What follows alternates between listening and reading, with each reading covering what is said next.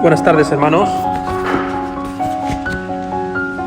Vamos a ir al libro de Efesios en esta tarde para comenzar a hablar sobre elementos básicos de la iglesia local. Durante las próximas 3 semanas vamos a hacer lo que hacemos todos los años, las primeras semanas del año, para tratar sobre convicciones fundamentales que tenemos como iglesia local, como comunidad. La membresía, las ordenanzas, y normalmente hablamos de la misión, pero este año vamos a hablar sobre el liderazgo pastoral, de acuerdo a las Escrituras. Y posteriormente empezaremos una serie de sermones sobre el libro de Éxodo. Hoy, en mi labor, a la hora de hablar de la membresía, es convencer a todo creyente que está aquí sobre la necesidad de comprometerse con una iglesia local en pacto de membresía. Y para hacer esto, me gustaría llevaros al libro de Efesios. Esta es una carta escrita a una iglesia local. Entonces, cuando leemos esta carta, no podemos leerla individualmente, porque está hablando con una congregación, una iglesia local. Y el punto principal de esta carta, la línea melódica, el énfasis que esta carta tiene, es la unidad de la iglesia, cómo una iglesia debe estar unida. ¿Por qué es tan importante hablar de la unidad? La unidad, se habla mucho de ella, pero nos cuesta mucho practicarla, ¿no? ¿Por qué es tan necesario? ¿Por qué debemos de hacer tanto hincapié en la unidad? Pues para poder explicaros esto bien, debo volver al principio. Tengo que volver a Génesis 1 y 2, donde leemos cómo Dios crea todo, incluyendo a los seres humanos. Y allí en Edén, Dios y el hombre viven en unidad, ¿no? Plena unidad. Gozosa y plena unidad. ¿Hasta qué? Hasta que en el capítulo 3, el pecado de Adán y Eva causan ¿qué? ¿Unidad? No, división entre Dios y el hombre. No solamente trae división entre Dios y el hombre, sino que el pecado trae una gran maldición a toda la creación, causada por la división entre Dios y el hombre. Pero no solamente el pecado causa división entre Dios y el hombre de una manera vertical, sino que leemos en el capítulo 4 y en el capítulo 3 también, cómo la división con Dios causa división entre ¿quién? Nosotros. Y tal es la profundidad de la maldición del pecado, que en el capítulo 4 de Génesis leemos la historia de Caín y Abel. Un hermano dispuesto a asesinar a su propio hermano por celos. Tal es la profundidad de la división que trae el pecado. Así de severa es la consecuencia de estar divididos con Dios. No solo trae el pecado división con Dios, sino que trae división entre nosotros. Pero, por la gracia de Dios, leemos en Génesis 3, de la promesa que a través de la simiente de la mujer vendría la solución a esta maldición traída por el pecado. Esta simiente traería paz entre Dios y el hombre y paz entre los hombres y los hombres. Y sabemos que la respuesta a Génesis 3:15 es Dios hecho hombre, Jesucristo. Él vino para vivir una vida de perfecta unidad y comunión con el Padre, ¿no? ¿Cuántas veces habló Jesús de eso? De su comunión perfecta con el Padre. Pero sufrió la muerte en la cruz, donde fue separado del Padre para que todo aquel que en él crea pueda ser ¿qué? Reconciliado con Dios. Porque tiene que ser el hombre reconciliado, porque Un día el hombre estaba en unión con Dios, en Génesis 1 y 2, a causa del pecado fue dividido y ahora necesita ser reconciliado. Y es a través de Cristo que Dios trae unión, una vez más, entre el ser humano y Dios. ¿Ves? La razón por la que el hombre no puede vivir en paz con otros hombres, la razón por la que los hombres no pueden amar a otros hombres, no es porque no han sido educados, no es porque hayan nacido en un barrio determinado. El por qué están los hombres separados los unos de los otros es porque están separados de Dios. Y hasta que no sean una vez unidos de vuelta a Dios a través de Cristo, nunca podrán vivir en paz entre ellos. Entonces, los que hemos sido unidos a Dios a través de Cristo tenemos la esperanza no solamente de experimentar ahora la unión con Dios, sino que tenemos la esperanza de que un día, cuando Dios destruya completamente a sus enemigos, que son, ¿os acordáis hace unas semanas cuando hablamos de disciplinas espirituales? El diablo, el pecado y la muerte. El día en que lo destruya completamente y restaure toda la creación, viviremos en comunión una vez más con Dios. Podemos leer esto al principio de Apocalipsis. Podemos leer esto al final del libro de Apocalipsis. Escuchad lo que dice Apocalipsis 22, 1 al 4. Después me mostró un río limpio de agua de vida, resplandeciente como cristal, que salía del trono de Dios y del Cordero. En medio de la calle de la ciudad y a uno y al otro lado del río estaba el árbol de la vida, que produce 12 frutos, dando cada mes su fruto. ¿Dónde hemos escuchado nosotros de un árbol de la vida? En el jardín de Edén, en Génesis, y vuelvo a hablar de ello en Apocalipsis. Y no habrá más, y las hojas del árbol eran para la sanidad de las naciones, y no habrá más maldición. ¿De qué maldición habla? De la maldición de Génesis. Y el trono de Dios y el Cordero estarán en ella, y sus siervos te servirán. Y escuchad esto, y verán su rostro. ¿El rostro de quién? De Dios. ¿Qué sucede a aquellos que miraban el rostro de Dios? ¿Os acordáis en las Escrituras? Morían instantáneamente, pero ahora, en esta creación restaurada donde viviremos gracias al sacrificio de Cristo en perfecta unión con Dios, de tal manera que podremos ver su rostro y sus nombres estarán en sus frentes. Entonces vemos esta historia de redención, desde Génesis hasta Apocalipsis, de cómo el hombre ha sido dividido de Dios, pero ahora puede ser unido de vuelta a Dios a través del sacrificio de Cristo, y ahora a la expectativa de esta nueva creación donde viviremos en unión con Dios para siempre. Ahora estamos en este punto intermedio, ¿no? Donde la iglesia es un aperitivo de ese futuro donde viviremos en unión con Dios y en unión los unos con los otros. ¿Me explico? La iglesia local es la iglesia universal también, ¿vale? Debe ser un aperitivo, debe ser un reflejo de la unidad que tendremos en el reino eterno.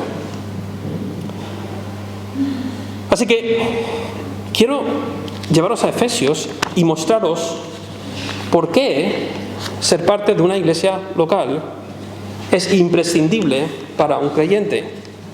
Pues en primer lugar, vemos en los primeros 2 capítulos de Efesios, no tenemos tiempo para leer todo Efesios, así que durante esta semana leerlo para seguir consumiendo la palabra del Señor, pero el libro de Efesios nos enseña que en Cristo hemos sido unidos a Dios, a través de Cristo, hemos sido unidos a Dios, al Dios Trino, y hemos recibido bendiciones espirituales en lugares celestiales. Lo vemos en el versículo número 3 del capítulo 1 de Efesios. A partir de este momento, Pablo empieza a darnos una lista de cosas que han sucedido porque estamos en Cristo. Lo primero lo vemos en los versículos 4 al 6. Lo primero es que hemos sido predestinados antes de la fundación del mundo. Esto quiere decir que antes que tú hubieses nacido, incluso antes que el mundo hubiese creado, de acuerdo a Efesios 1, 4 al 6, Dios te escogió para ser adoptado como hijo, según el puro afecto de su voluntad. Como en cualquier adopción, son los padres quienes deciden amar al hijo y son los padres que escogen al hijo y no al revés, ¿no? Qué gran bendición espiritual. ¿Y todo por qué? Porque estamos en Cristo. Gloria a Dios. En Cristo has sido redimido, de acuerdo a los versículos 4 al 10, junto con toda la creación que será redimida. Redimir quiere decir que Dios pagó el rescate para que tú puedas ser liberado de la esclavitud al pecado y para que ahora puedas recibir el perdón de pecados y así tener comunión con el Padre. No solamente eso, porque estás en Cristo, estás unido a Dios a través de Cristo, eres heredero de las riquezas de Cristo, del versículo 11 al 12. Eres un coheredero de las riquezas eternas que posee nuestro hermano mayor, Jesucristo. Y todo habiendo sido predestinados conforme a su propósito, según el designio de su voluntad, para la gloria de su nombre. Son beneficios de estar unido con Dios, ¿no? Ha sido sellado por el Espíritu Santo de Dios para el día de redención. Esto es parte de estar unido con Dios a través de Cristo. Ahora el Espíritu Santo, la tercera persona de la Trinidad, es el sello, algo que demuestra posesión, de que eres del Padre, que un día, cuando llegue el día de redención, en que todo será restaurado, ese sello demostrará que tú eres del Padre. La vida eterna, en unión eterna, junto con el Padre a través del Hijo, ha sido iluminado, otra bendición espiritual, por el Padre, a través del Espíritu para entender la grandeza de la salvación. Porque estás en Dios, porque estás unido a Dios. Eso significa que el Padre te ha dado del Espíritu, un espíritu de sabiduría para poder entender quién es Dios, conocerle mejor y ser hecho a la imagen de Cristo. Es decir, tú no has llegado a conocer al Padre porque tú eres inteligente, porque tienes sabiduría. No, es que el Padre te dio la iluminación para poder entender quién es Él. Otra bendición de estar en Cristo. Finalmente, ha sido vivificado por el Espíritu Santo de Dios, junto con Cristo, por la pura gracia de Dios, por medio de la fe que te ha otorgado por Dios, que ha sido otorgada por Dios. Antes que estábamos muertos en nuestros delitos y pecados, ahora hemos sido vivificados. Antes muertos, ahora vivos, por la gran misericordia de Dios. Y nos ha dado vida juntamente con Cristo, a través de su gracia por medio de la fe. Todas estas cosas hemos recibido del Padre al estar en Cristo a través del Espíritu Santo de Dios, que nos vivificó y ahora mora en nosotros. Al estar en Cristo, al estar unidos con Dios, somos beneficiarios de todas estas bendiciones espirituales. Nos podemos gozar en ello, ¿no? Vida eterna, iluminación, entendimiento, predestinación, o sea, cosas que decimos, gloria a Dios, menos mal, ¿no? Estoy en Dios, soy beneficiario de esta relación con el Dios Trino. Y mucha gente se queda allí, en estas bendiciones personales, vamos a decirlo de esa manera, con Dios. Pero Efesios no termina allí. Porque al ser unidos a Dios, somos unidos también a la iglesia de Dios, la esposa de Cristo. En Cristo has sido unido a la iglesia compuesta por personas de todas las naciones. Pablo lo describe del versículo 14 al 21 del capítulo 2 de esta manera. Somos un pueblo.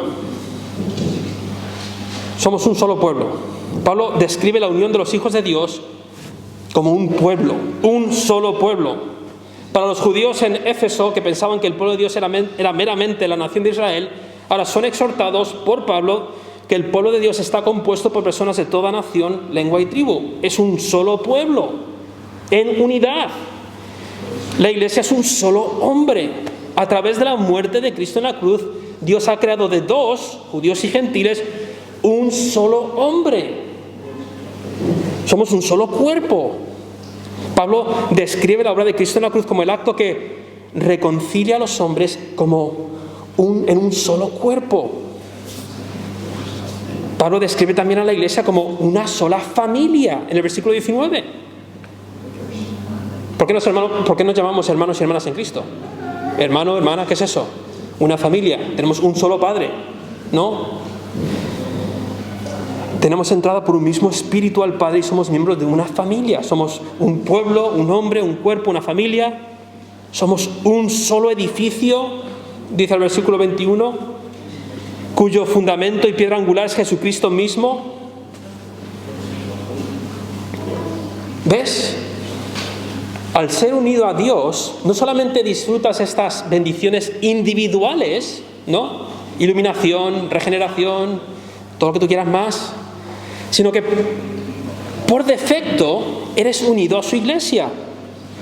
Y el punto que quiero establecer es que el ser unido a Dios a través de Cristo, por defecto, te une a su pueblo, a su cuerpo, a su familia, a su templo. No puedes decir me uno a Dios, pero no me uno a su cuerpo, o a su familia, o a su templo. Dios y su pueblo son indivisibles, no puedes dividirlos. ¿Me entendéis? Verticalmente te has unido a Dios. Ahora Dios es tu Padre. Dios Hijo es tu hermano. Dios Espíritu es tu Consolador. Ahora tienes paz con Dios. Ahora tienes comunión con Dios.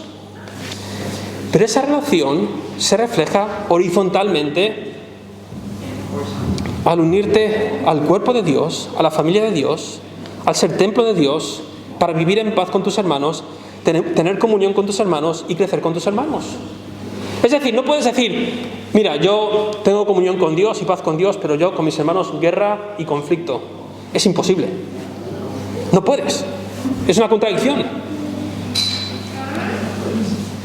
Y mi propuesta ahora, y lo demostraré a través de los siguientes capítulos de Efesios, es que la mejor manera de llevar a cabo esta relación horizontal, que debe reflejar tu relación vertical con Dios, como parte del cuerpo, familia, edificio de Dios, es a través de unirte en pacto de membresía a una expresión local, que es esto, de la realidad universal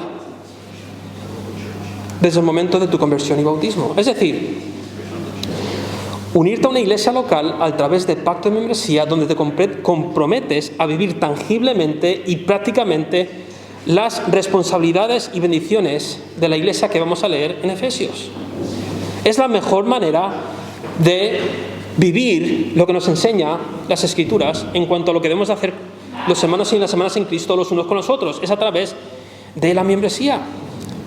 Os cité al libro de David Maddis, Hábitos de Gracia, donde él habla de esto, de cómo el pacto de membresía es la mejor manera de experimentar esta realidad de que estamos unidos en el cuerpo de Dios. Él dice, cuando nuestro compañerismo no es simplemente una red de relaciones cristianas libres. Cuando habla de eso, habla de personas que dicen, mira, yo pertenezco a la Iglesia Universal, ¿no? Este gran paraguas, que es una realidad. O sea, podemos decir que el cuerpo de Cristo está en toda la... Hoy el cuerpo de Cristo se ha reunido en múltiples congregaciones, de múltiples denominaciones. En esta ciudad misma, nuestros hermanos presbiterianos en el Cerro del Águila se han reunido, nuestros hermanos anglicanos aquí en el centro. O sea, el pueblo de Dios, esta Iglesia Universal, existe, pero debemos de ser parte de una expresión local, tangible, de esa Iglesia Universal, y es la Iglesia local. Entonces, cuando Maddis habla de estas relaciones libres, son los cristianos que dicen, no, yo pertenezco a la Iglesia Universal, pero yo comprometerme con una iglesia local, yo creo que no. No se puede dicho pero bueno.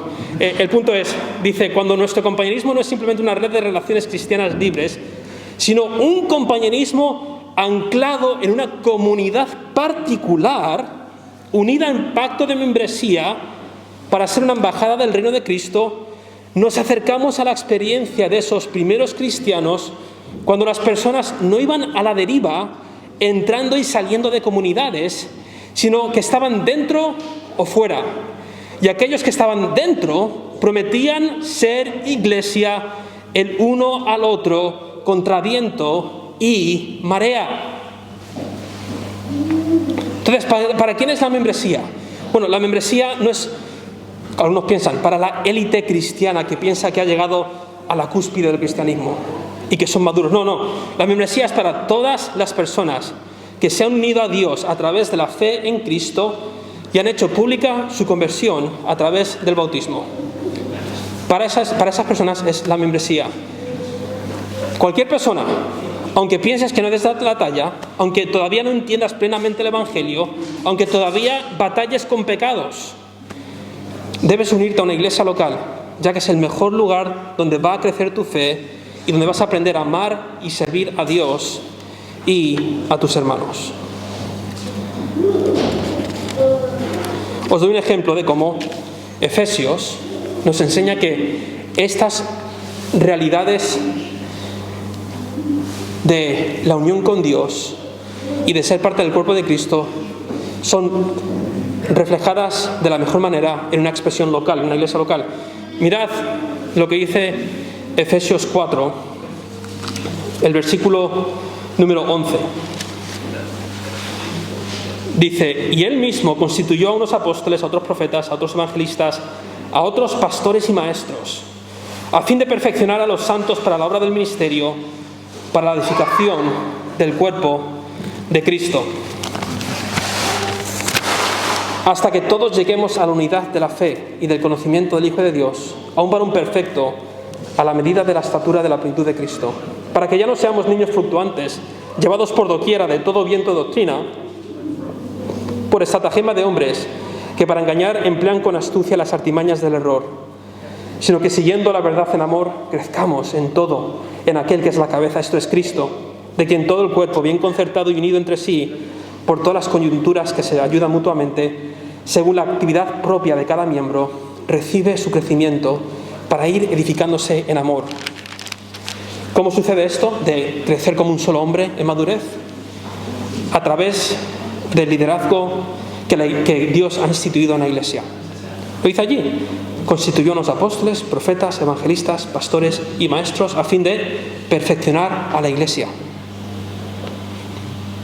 Hermanos, es a través del ejemplo y enseñanza del liderazgo de la iglesia, de los pastores, obispos, como tú lo quieras llamar, que los miembros crecen en madurez y amor por Dios y por los hermanos. En otros pasajes del Nuevo Testamento somos enseñados a orar y a someternos al liderazgo de la iglesia, a los pastores, maestros y obispos. Pero si no crees en la membresía de la iglesia local, ¿a qué ancianos o pastores te sometes? ¿A todos los pastores y obispos de la iglesia universal? Es un poco difícil, ¿no? Eso, porque somos miles. A lo mejor millones. ¿Me explico? ¿Quiénes son esos hombres que velan por tu alma, que se preocupan por orar por ti, que preparan sermones con tu vida en mente, que están allí para ayudarte en enseñanza y consejo? La Biblia nos enseña que es a través del liderazgo de estos hombres que la iglesia madura en la fe, para que haya más amor los unos por los otros y para que haya mayor madurez en la iglesia. Entonces podemos ver cómo está hablando de una congregación concreta en Éfeso y no una iglesia universal, ya que en el corazón de estos pasajes sobre cómo la unión con Dios y su iglesia es reflejada en una congregación local en Éfeso. Incluso más adelante, en el corazón de Efesios, hablando de cómo somos llamados a pelear los unos por los otros en nuestra batalla con el pecado, mirad cómo dice que somos animados y somos llenos del Espíritu Santo de Dios. Dice en el capítulo 5, 18 al 20: no os embriaguéis con vino, en lo cual hay disolución, antes sed bien llenos del Espíritu Santo. ¿Cómo somos llenos del Espíritu Santo? Hablando entre vosotros con salmos, con himnos y cánticos espirituales, cantando y alabando al Señor en vuestros corazones, dando siempre gracias a Dios el Padre en el nombre de nuestro Señor Jesucristo. Está hablando de la congregación cuando nos reunimos a cantar Somos llamados a exhortarnos unos a otros a través de las canciones y eso nos ayuda en nuestra batalla con el pecado. ¿Cuál es ese grupo de personas con las que te reúnes regularmente para cantar cantos, himnos, salmos, cánticos espirituales y exhortarnos unos a otros?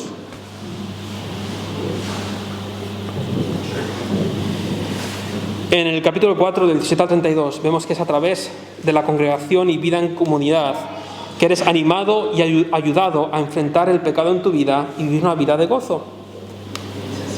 Estos pasajes y otros pasajes del Nuevo Testamento nos enseñan que debemos de amar y servir a los hermanos de nuestra congregación. Hay 20 y pico llamados unos a otros. Haced esto los unos a los... Hay 20 y pico en las Escrituras. Hablan de las viudas, de los huérfanos. Hay una serie muy larga. No tenemos tiempo para hablar de todos ellos. Un día deberíamos hacerlo. Considerarnos los unos a los otros en amor y buenas obras, ser exhortados, etc.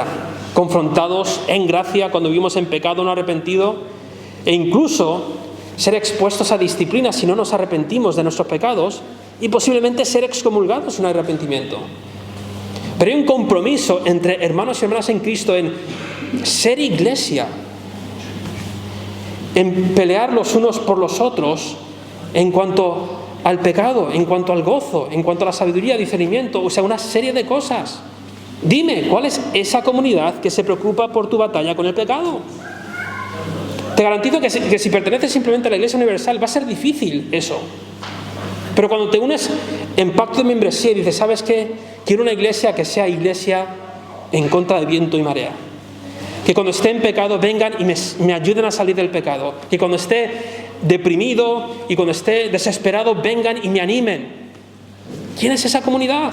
¿Quiénes son las personas que se han comprometido a vivir en comunidad y has expresado que sean iglesia cuando no estés dispuesto a vivir una vida de santidad? ¿Quiénes son los hermanos que se preocupan por tu bienestar espiritual y celebran tus victorias sobre el pecado? Sospecho que muchos temen a comprometerse a una comunidad como la que estamos hablando, como la que nos describe el Nuevo Testamento, porque les gustan los beneficios de la unión personal con Dios, pero no quieren el compromiso de pertenecer a la comunidad local a los que también Dios quiere que se unan. Prefieren vivir por libre, nunca ser confrontados, prefieren no tener que lidiar con el conflicto de tener que ayudar a un hermano en batalla, en dolor y tribulación. Lo hablaba el otro día con el hermano Juanma. Oye, ¿no sería más fácil si... no era de verdad, ¿vale? Era simplemente un pensamiento entre los dos.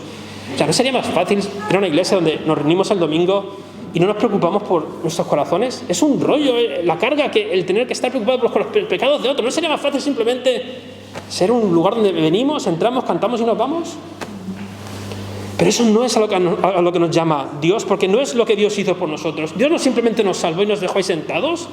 Dios vino, nos rescató y ahora nos está salvando cada día, rescatando de nuestro propio pecado, rescatando de nuestra propia inmundicia, y Él se mete de cabeza y nos ayuda, y es lo que nos llama a hacer los unos por los otros.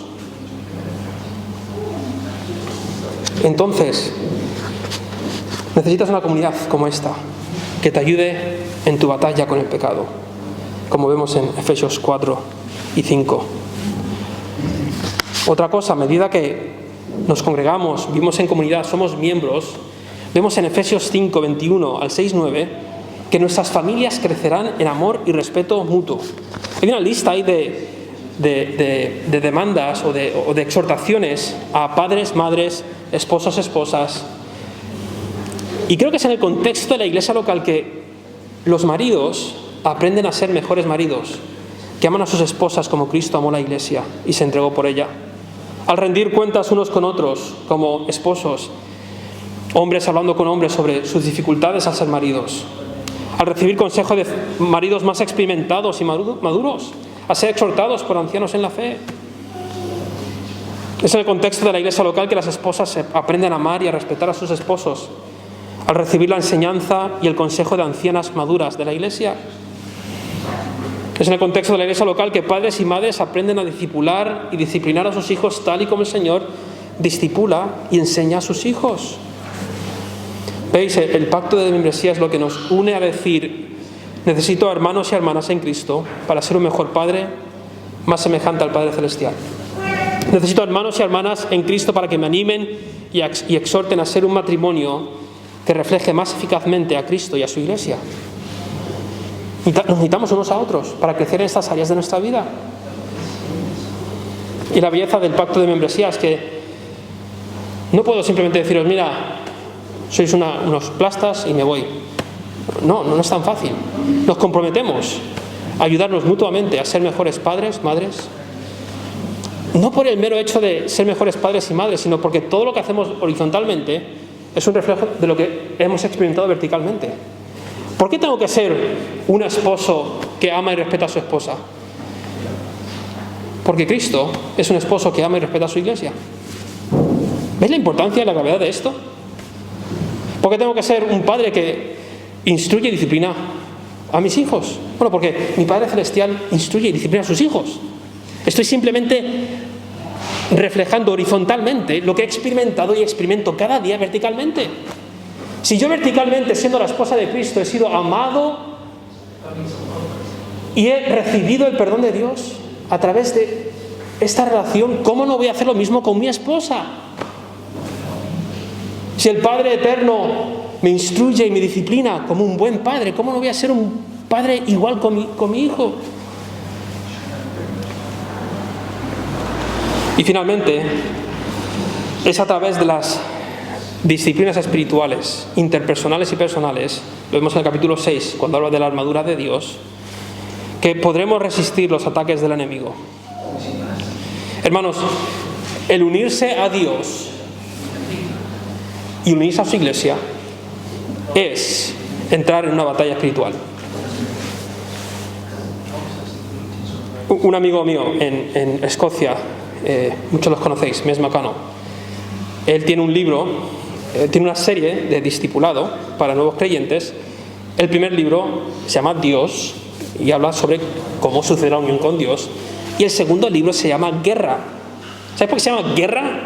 Porque mucha gente se piensa que entrar en unión con Dios significa paz. Y es verdad, hay paz con Dios. Pero os digo algo, hay una guerra espiritual cuando entras en unión con Dios. El enemigo va a atacar.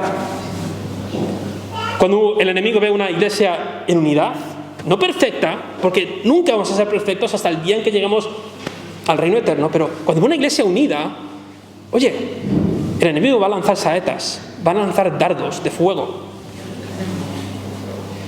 Y necesitas a una comunidad, necesitas comprometerte con una banda de hermanos que unan sus brazos para ir juntos a la batalla espiritual al poner en práctica la armadura de Dios, que pueden ser resumidas en las disciplinas espirituales: la oración, la palabra, la verdad de la palabra de Dios.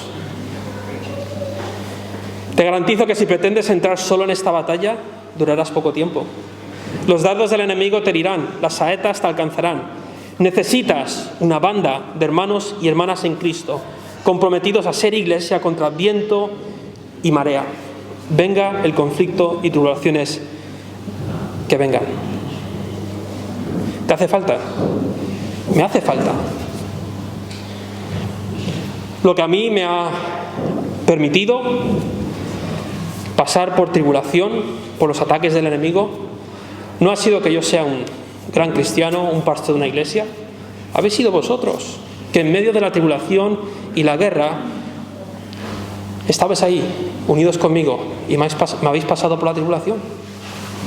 Hermanos, nos necesitamos. Si estás aquí hoy y eres un cristiano que has experimentado la unión con Dios, te animo a reflejar esa unión con Dios y esa unión con la Iglesia Universal a través de esta expresión local. Te animo con todo mi corazón, por el bien de tu espíritu y tu alma y las saetas que el diablo va a lanzar, por el bien de tu familia, tu esposa, tus hijos, tu esposo, por el bien de tu crecimiento espiritual. Oye, no lo sabemos todo, somos inconscientemente incompetentes, sinceramente. O sea, somos conscientes de que somos incompetentes, te lo garantizo. Pero bueno, a medida que vamos abriendo las Escrituras, a medida que nos vamos amando, iremos aprendiendo juntos. para ser un hombre maduro, no un niño pequeño, como dice Efesios. Pero por encima de todo, creo que el corazón de Efesios 3, nos enseña algo interesante. Y es esto. Dice que Dios ha unido a este pueblo, la Iglesia, para que la multiforme sabiduría de Dios sea ahora dada a conocer por medio de la Iglesia a los principados y potestades en los lugares celestiales, conforme al propósito eterno que hizo en Cristo Jesús nuestro Señor, en quien tenemos seguridad y acceso con confianza por medio de la fe en Él, por lo cual pido que no os desmayéis a causa de mis tribulaciones por vosotros, las cuales son vuestra gloria.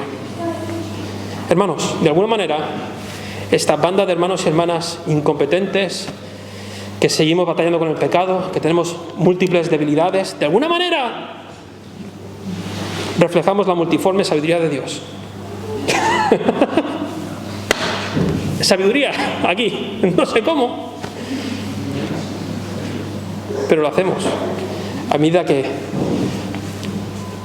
nos comprometemos a ser iglesia en todo momento. De eso se trata, hermanos. No se trata de nosotros. No se trata de nosotros. El fin de la iglesia es Dios mismo. A medida que personas que una vez estaban divididas de Dios, hundidas en el pecado, muertas en sus delitos y pecados, pero ahora están unidos a Dios y su iglesia, viviendo en comunidad, amor y servicio, demostramos la multiforme sabiduría de Dios. Y el tú pertenecer a una iglesia, haces eso.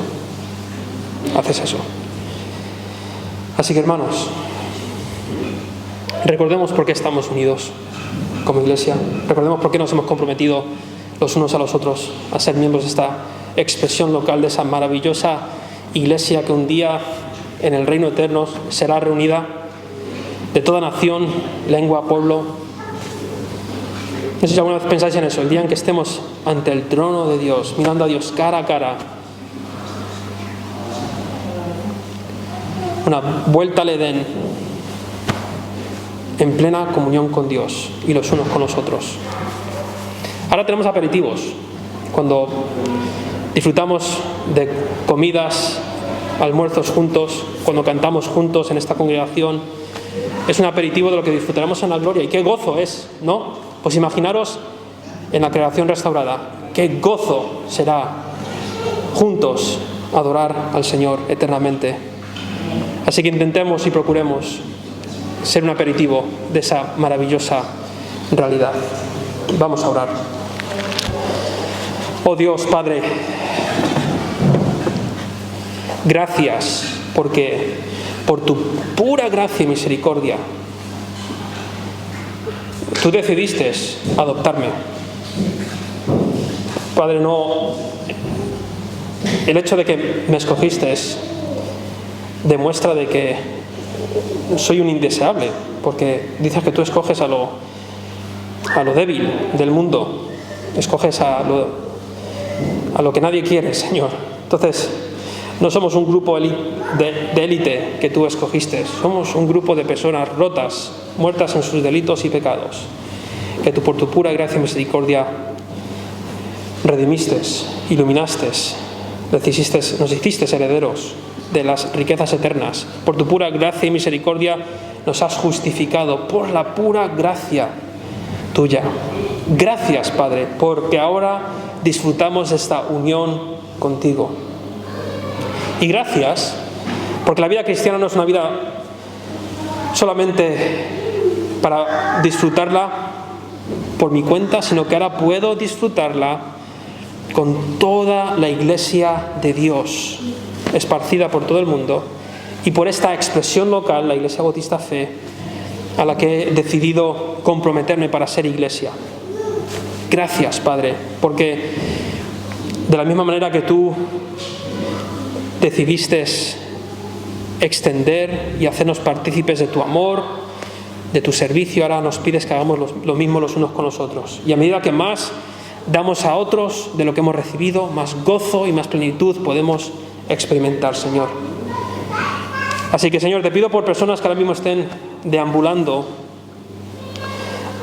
Señor, perteneciéndote a ti porque están unidos a Dios. El ser miembro de una iglesia no te salva, pero a lo mejor están ahora mismo en tierra de nadie, disfrutando de una relación contigo, pero no pudiendo expresarlo de una manera completa con otros creyentes. Que, Señor, con los brazos abiertos les invitamos hoy a unirse a nuestra comunidad en pacto de membresía para poder disfrutarlo de una manera más plena, para que juntos podamos crecer, ayudarnos, amarnos y servirnos como Iglesia de Cristo.